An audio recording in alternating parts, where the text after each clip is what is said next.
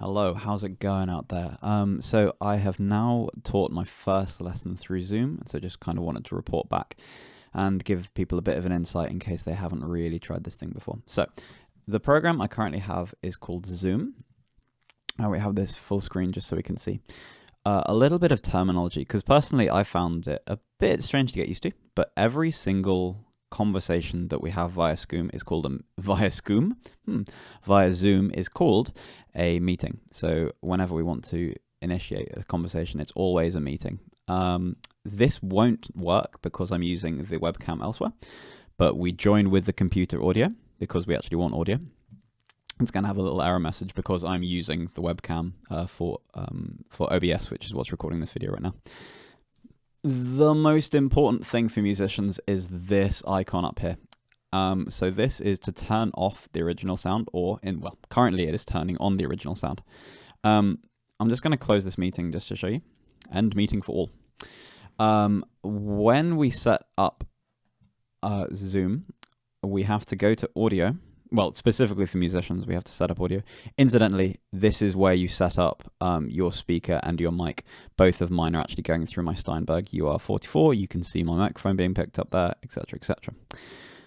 If we look in advanced, then there is this incredible option, which is mind-blowing to me, called Show in-meeting options to enable original sound from microphone. Because basically Zoom will, by default, try and remove what it perceives as background noise, to make sure a conversation is better heard in difficult situations, which is completely fair. However, the way that it works tends to be wanting to remove basically music, especially long sustained notes. So we want to make sure that this option here is ticked to show in meeting option. Just while we're here, I guess we'll go through video. This is showing what is our default camera, all these kind of things, and there's some good options that are useful here. I haven't really gone into it in too much depth, to be honest with you. So we set ourselves a new meeting. This will now have a little error message, and that's completely fine. We can, join with the audio. Yep. We can invite people. So currently I have a singular person added, and my dad, and my actual test account. So we then can, send invitations. We can add the people we've got. We've got meeting passwords if we want to set up passwords and stuff. Something which I did earlier, in fact, I'm just going to close this meeting again, is that we can schedule stuff. And so we can say schedule lessons. So just to show you, so for example, had a lesson with Leo this morning, and that had this meeting ID, so that's what we use to set the invitation up. Every single meeting is going to have a different ID, so that's why it's not a big deal that we do this. This is, so I've gone into meetings. This is my personal meeting ID, so that is what people need to find me. They can either find me through this or through my email account, the email account I've got registered here. And I believe I can also send an invite link. If we go into contacts, then we go to this plus sign and we can add a contact. There's channels. I don't know what those are. Haven't looked into the app. I can imagine that's just for kind of like separating the sort of groupings of people you want to be chatting about or having larger conversations, kind of more like Discord or Slack or Teams. So yeah, what you can essentially do is you could set up, say, a scheduled meeting, and we could have, Richard's piano lesson. And you could set your time, set your duration. The fact that I was honestly like, can I only set up for 45 minutes? Like, no, there's 0 hours here. So 1 hour, say for example, 0 minutes, etc. You could set it up, all of these good options. You can have it requiring a password or whatever you want. And just setting up some basic kind of defaults, which is useful to have. Oh, interesting. I actually hadn't noticed that I had done participants video off. I should, and so that's why we actually had to set participant video on in the first lesson I did, but that doesn't matter. And then we can just send these things, schedule and etc. And then we can just start them. It sends out a notification to the other person to make sure that these things are actually happening. So it's totally different. So we're going to go to new meeting. I'm going to basically assume that if there is a meeting in progress, then it's just a case of joining the meeting. So if we join, yeah, so that would be the meeting ID and blah, blah, blah, and all that kind of malarkey. So yeah, that's how it would go. weirdly, and I don't know quite why, but I found this UI very strange when I got used to it, and I'm still not entirely I don't know if it's almost too minimalist for me, but it took me a while to get my head around. The most important thing being that a meeting is a phone call. I've found, yeah, I don't know, that's just me being silly. Okay, so new meeting for the 7th or 8th time today. So again, this would show my actual camera. It'd be full screen kind of thing. Yes, we'll join with the computer audio. So again, we'll filter between. So right now, we have the original sound off. We now have the original sound on, off, on. And we want to make sure that the original sound is on. So we want to see that we have the option to turn off the original sound, which is always a fun thing to do. For me, one of the most interesting things is the share screen option. Oh, okay. Okay, I'll come back to that. I actually didn't realize that this was what I thought it was. Okay, so in the share screen, we actually have a bunch of different options. So I'm just going to load up a different program very, very quickly just to kind of show. So I'm going to load up Dorico, which is a notation bit of software, just to kind of show how you might use this as well. Because I personally think this is honestly one of the best things about doing digital lessons. Let's just make... we could show Prince Ali. Prince Ali is pretty great. But, you know... Okay, so we'll just set up a piano. Okay, so... and Note Performer's loading in the background as well. We're going to close this and reopen it, because I think it now... Yeah, cool. It now sees that Dorico exists. Right, so... this will just be my face. And if I'm conversing with someone else, you know, their face will be here, and there'll be a small minimized window in the corner. If we go to share screen, then we can share our monitor with the other person, with everyone else in the chat. A whiteboard, which is, you know, hi, you know, blah, blah, blah. You can do, you know, drawing, you can do text, you know, all that good stuff, erasing stuff. Okay, cool. Let's see. I actually haven't used this very much, but cool. This is nice to see. Stamp. Okay. Cool. And we can draw. Oh, cool. And that's okay. That can be useful as well. Okay, cool. So we're going to just close all of this. All right. And then we're back to here. So share screen, I think the most interesting part for me was that it's not just about your screen, but it's also about your peripherals. So for example, if you want to share the screen and the viewing of your iPhone and iPad, then that can also be done. So see here. So this, for example, is my Wi-Fi connection. Incidentally, I'm currently using a wired connection. So I actually think it's really interesting that it's both taking a wired connection and also identifying a Wi-Fi network, which I could also access this through, which is really interesting to me.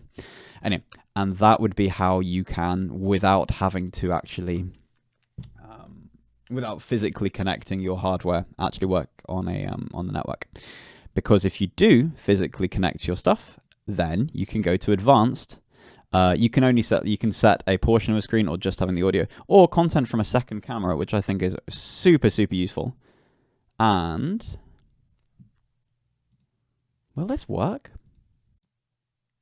Hi, so now I'm actually recording the Zoom meeting itself, since I was having issues showing the monitor at the same time. Let's just see if this does work. So advanced content from a second camera. There we go. Yeah. And that's exactly what we're looking for. So, you know, we have access to 2 cameras. What I thought was really quite cool, and what I noticed in the first video, was that multiple participants can share simultaneously. So that means that I can have 2 cameras and you can have 2 cameras. Well, the pupil can have 2 cameras. And that all just works. I think that's really useful for showing images and stuff like that. Again, we'll see this more in situ. But yeah, that's the kind of basics for right now. Yeah, and we'll see. Okay, thank you. Because I'm using OBS to actually, so say hi to OBS, hi.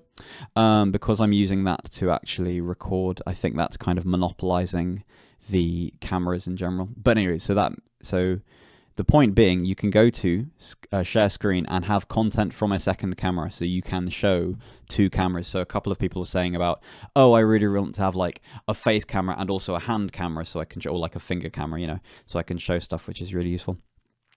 We can also share like files and stuff like that, which is fairly standard. Yeah, and then we can also specifically say, I only want to show this particular window in, say, Dorico. And just to talk you through, because Dorico is free, and it's a really, Dorico SE is a free version of Dorico Pro, which is what I'm using right now, and it's just free notation software, and it can be really, really useful for getting the wrong octave for a start. There we go. So for just writing out tunes, you'll be able to hear them back. He says that wasn't actually sounding back. That'll work now, right? Okay, so again, I don't know if it's because of OBS, but for example, you could hear the... Oh, no, wait, I think I've just muted it at my end, so that's why I can't hear it, so... Yeah, okay, so that does work, and I'd just forgotten I'd muted the actual speakers right now. So yeah, for example, just set stuff so that you can go, okay, so we want to play, this little phrase here, So, instant sight reading exercises, but really, really useful for theory stuff, just to be able to show that this window, say, exists. And then this will all, because we're sharing this, we would also have, our faces and the face of our, the person we're having the conversation with at the same time. But yeah, I've personally found this really, really useful. And plus, you can write, if we make, well, in this case, you can just make text hi, or so homework, theory, yay, theory equals yay. Anyway, and then you could say export this as a PDF, and then you've actually got, or an annotated thing, this phrase, this is the one you need to work on, or give them long bowing exercises, etc, etc, etc, or long note exercises, whatever works for you. I think can be really, really useful. I think in general those are the kind of main points. I posted earlier, but I did the first meeting using. So I was using my software at home, and then my client was using their iPhone with headphones, and very awesomely were using a tripod to hold their iPhone, which is really, really useful. Yeah, and that worked just fine. So they, for example, didn't need a wired connection at their end for the kind of stuff we were doing. Admittedly, we were doing theory rather than instrumental playing, and we'll be testing out instrumental playing tomorrow. But it works just fine in that kind of sense. So I think my advice would be that as a teacher, you should try and prepare technically, get a decent webcam, make sure that you're comfortable with microphones. But at the end of the pupils who will be dealing with so many things right now, just a device, a tablet, a phone, should be fine.